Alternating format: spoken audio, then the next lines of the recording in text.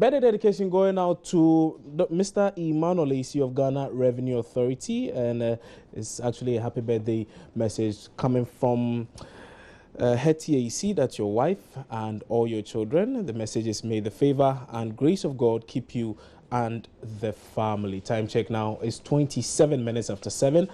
Time for us to talk about something that has been trending since yesterday. It has to do with an impasse, a seeming impasse between the Public Utilities Workers Union, the ECG, and the Public Utilities Regulatory Commission. Well, we do know now that the Public Utilities Regulatory Commission has called the bluff of the ECG workers who are demanding the withdrawal of a directive by the Public Utilities and Regulatory Commission. Director of External Affairs for the PURC, Nana Yajantwa, says the Commission will not bow to pressure from the workers because there's enough evidence to suggest there are serious problems with the billing software. Now, before we delve into this discussion, let's take a listen to Nana Yajantwa in an interview with my colleague Evans Mensah yesterday on Top Story. And when we investigated, we saw anomalies in the billing system. This is not the first time that PURC has done tariffs or increased tariffs. But this is the first time we are seeing some of these anomalies. And I want to say that this issue has to do with post-paid customers, those who use credit meters, not prepaid. Not prepaid. And for instance, we saw certain trends, like somebody has been billed for 3 months together. And he said, if I'm billed for 3 months together, it pushes me into the next bracket of the tariff. And it increases how much I have to pay. And there's no indication on that bill to tell me that this bill that has been given to me is for 3 months. There was an instance where somebody has been billed from 2016 to 29.99. I don't even know when 29.99 is going to come. So it is clear that there's some form of anomaly in the new billing system. I think they agree with you, but they say it's not a software's problem. But it is what? Because it's the taxes and the tariffs you have imposed that it's leading to the astronomical increases. My dear, we don't, you see, we use the word astronomical. If you are seeing any increase of a 300%, maybe the pool chairman or if you come and we show him some of the bills. So that has been the main issue that has been trending from yesterday up until this morning. And like you heard when we brought you the newspaper review and the online review, quite a number of websites have picked up these very issues and is really making rounds today. Now, let's try and delve a bit more into the issues. And joining me now in studio is Michael Nyantechi, who is Deputy General Secretary for the Public Utilities Workers Union Pool. And Mr. Nyantechi, good morning. Many thanks for joining us, sir. Good morning. So quite a number of issues going round having to do with the fact that, well, the PURC has given a directive suggesting that you people are overbilling us, essentially. And then you are now coming out to say that that point was clearly made yesterday, the fact that your workers are under threat, some are being beaten up and all because of that directive by the PURC, hence you need them to withdraw it. They are saying they're not going to withdraw it in any way. Well, thank you. Well, I think we have made our position clear. We believe that in our system, anybody working, just like you've come to work here, you need a congenial environment, atmosphere to work where nobody is hindering you, insulting you, abusing you, or physically assaulting you to carry about your normal duties. That is the expectation of every worker. And PURC is the regulator. By law, they have the right to do a lot of things. But when you are applying any law, you must make sure that the law you are applying does do not bring about any results that will also have negative consequences like what is happening in this situation. Is that the only way PURC could have gone about their findings without creating a state of affairs? What would have been the ideal approach? And that's what I'm saying, that PURC, this is not the first time they've done monitoring exercises. They communicate you internally. They communicate with ECG, they discuss their findings, and then they put in place measures to address the issue. But this is an issue that was causing a lot of uproar in the public. Quite a number of people were very worried about it. Yes. Myself, I've seen utility bills go up so much. So if it's caused so much talk in town, and The PRC, in seeking to do its job, feels it's necessary to put out the information so the general public knows that indeed there's something wrong with the system. So if there's any such problem, you are referred to either the ECG or the PRC. What's wrong with that? Yeah, we don't say that what PRC is doing is out of its mandate or anything. Within their mandate, they can do their monitoring, carry out their findings, issue orders, because the law gives them that authority. But what we are saying is that you want to correct a problem or a situation. You want to let public know that something is going on which is not perhaps the right way, without going into the substance of whether their findings are exactly as has been put out or not. All we are saying is that you need to create, as a referee, PRC's role is more like a referee. You must make sure that you do the balancing. Make sure that the public is protected as well as the utility company, and in this instance, the workers. So you have put out a directive. Maybe that was not intended, but then this directive has brought about a state where some members of the public have taken this directive and are insulting, abusing, threatening, and in instances physically attacking ECG workers. Whilst the ministerial committee is trying to unravel all the issues around this billing software, we are saying that this directive has brought about these effects. Do something about it. You can retract this while the committee is still doing its work. You can explain and let the public know that, fine, we said it doesn't mean that anybody should go and attack ECG workers or insult them or this.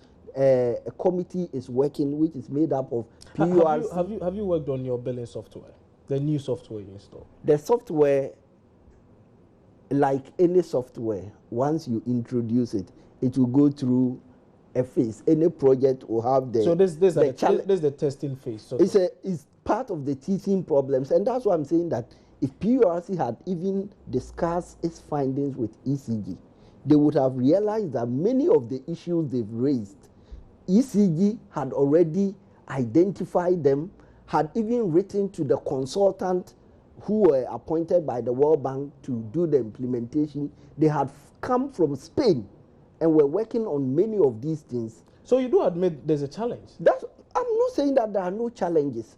Any software, once you are doing a transition, there will be initial challenges. No, but the approach is what we are talking about. Okay, but if you do admit there's a challenge, why then do some of your members come out suggesting that, well, there's no problem with your software, and rather it's the increased taxes that are causing these problems? The software may have some challenges. May? I thought you said it does. Yeah, it does have. I'm using may because it also relates to other issues. But clearly the software is problematic. The software per se, let me make this point. The software per se is not problematic. The problem which has come about has to do with, one, the network, and also the implementation arrangements that were put in place. That's why we are saying that these are part of the teething problems with respect to implementation of any system. And these are things that were already in the process of being addressed and being corrected. But what you've put out has brought about these effects, and then our members are being attacked. They cannot have the peace to work. So let's assume that you say ECG withdraws. And sometimes we even look at that directive and we find it a bit strange. ECG should withdraw why do you find it strange? Yeah, ECG should withdraw the software, which is now the platform which is being used to buy power, to pay bills. So what do you do if you withdraw? You return to your previous software, the normal one you were using. Well, it's not as simple as you say it. It's not like you take off a shirt and you pick another one and wear. The software people will tell you. Even the process of going back to take all the data and transfer them to the old system the challenges involved, maybe it may even create more problems than we are talking about. So clearly, so the issue is that directive, I don't really see it as something that could even have worked, because if they had suspended the software, then nobody immediately can buy or purchase credit or even pay your bills. Where would it have been? If you're using a prepaid meter and you go and the software that you can use to buy has been withdrawn, how do you get your power? So that's why we are saying that that is not the approach. And once it has brought these consequences, let's look at it, because a committee is already in place addressing all the issues around it, so that our members will have the peace. Your tools, because what you feel your members, the lives of your members are at stake. Not that we feel, it's happening. We cannot gloss over and continue that as if nothing is happening. Our members also, as workers, have the same rights under every law for every worker to work in harmony and then go about your lawful duty without fear or any intimidation. Interesting to note, but some say that, I mean, because of some of these reasons, it's just better to just bring in some private investors to manage the affairs of the ECG. Clearly, it looks like there's too much going on. We're all not singing the same chorus, for one. Too many inefficiencies in the system and all. Really. And you have come out to suggest that this issue of well, the government says it's not privatization, but they're just bringing in private investors to partner government to manage ECG effectively and efficiently. And you are all against it. Yeah. Why? Yes. It's simple as this. Because for me, the ordinary consumer, if I'm used to paying 200 Ghana cedis a month as utility bills, and then just because you say you have introduced a new software, I end up paying about 600 or 1,000 cedis at the end of the month. Yeah, I believe that one, very soon we'll get all the details once the ministerial committee comes out with its findings. So I think let's put that one issue aside. On the aspect of the reforms, the concession, we as workers, we know and we expect to see ECG transformed and working well. Why? Because when it happens, our members will also benefit. Let's understand that ECG workers, apart from being staff, they are also customers. They also use electricity and pay for it. They don't live in anywhere that they use electricity for free. They also pay for power. So if the system is running efficiently and profitably, it will benefit us also. All we are saying is that the option government has chosen to bring the reforms is problematic. And we want government to have an open mind about the approach towards these reforms. And let's look at better options that will bring more benefits to Ghana than the concession. What are these better options? Because this discussion has been held several times. What are the better options? We have made this alternative abundantly clear. One, if you go the way of the concession, and if you look at all the parameters right now that the MIDA is working to bring in the private concessionaire, you are effectively looking at a foreign company coming to take over and run the ECG. What we are saying is that where we have reached as a country, one of the key challenges is one of management or leadership. And you don't need an expatriate to fix that. You can simply address this challenge by just, in our country, I strongly believe that we have abundant talent, skilled, competent people, but the process of getting these people to come and do the work is what needs to be looked at. Yeah, but this issue has not really got to do with we bringing in foreigners to come necessarily manage ECG. They've said that if there's a Ghanaian company that has the impetus to go ahead with this. Yeah, but that's what I'm saying, that sometimes look at... No, but you make it look as if... No, because it's not being operated in a vacuum. There are qualification criteria. Of course. And those qualification criteria... So you think no Ghanaian company can meet that criteria? Let me ask you. Look at the size of ECG's network in Ghana. Which company has that requisite kind of experience and technical background. I'm not in the field, so I may not know. But no, because you see, distribution-wise, we have only two main companies in Ghana, ECG and Netco.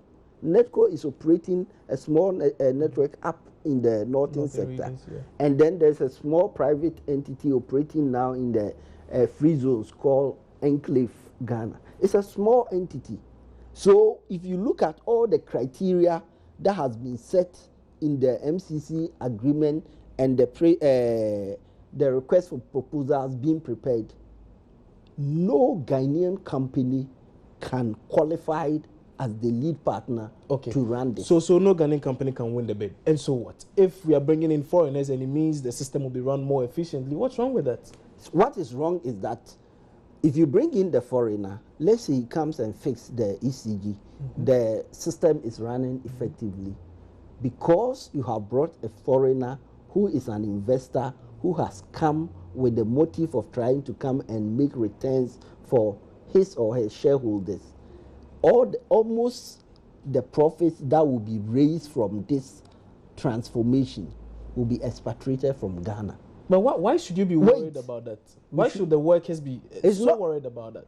You see, and that is why we want Ghanaians to understand that if there is an option that we can bring the same transformation and efficiency, and at the end of the day, the profits is still for the state, it will help address many of the challenges we are facing as a country. We have tried many a times to fix such a situation. We haven't tried the right way. Simply, let's look at the management situation. Over the years, it's been, for the past 6 years, ECG have had about 4 to 5 managing directors.